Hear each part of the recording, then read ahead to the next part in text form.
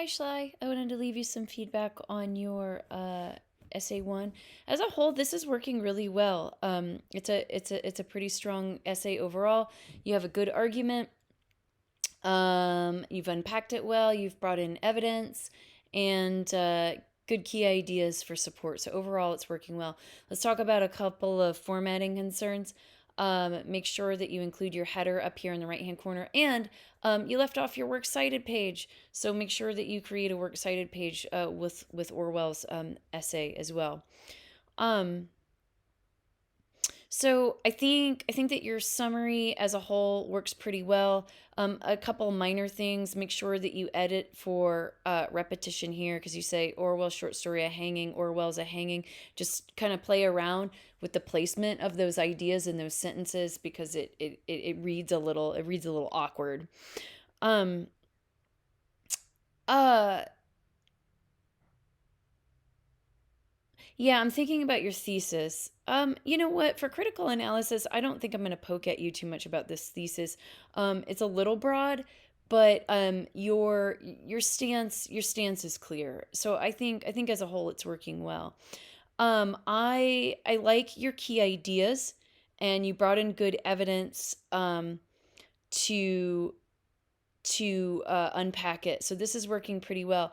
The one thing that I'd like you to work on, though, are your transitions. The first thing and the next way, right? Aim for idea transitions over these like key, like canned formulaic transitions.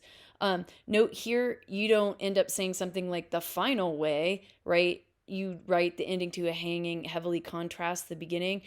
And that, I feel like this transition from this paragraph is far more effective than what you did here and what you did here. So in short, I think that you can write more sophisticated transitions. So I encourage you to do so. Uh, Sorry, I'm thinking. I know that there's one other thing that I wanted to talk to you about, but I'm just making sure there's nothing else in this essay. Yeah, that's good. Yeah, so here's one place where I wanted you to expand. You're making a claim about descriptive writing, and but you don't really support that idea because you've unpacked the evidence here, right?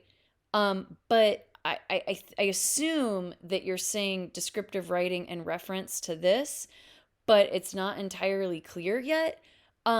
So I think bringing in some more examples of descriptive writing, or explaining how you see this as descriptive, right? So typically, descriptive writing, we use the senses in order to capture something for the reader, and oftentimes it's something that we use to make the abstract more concrete, um, or we use it uh, to develop pathos, right? So it's persuasion by emotion.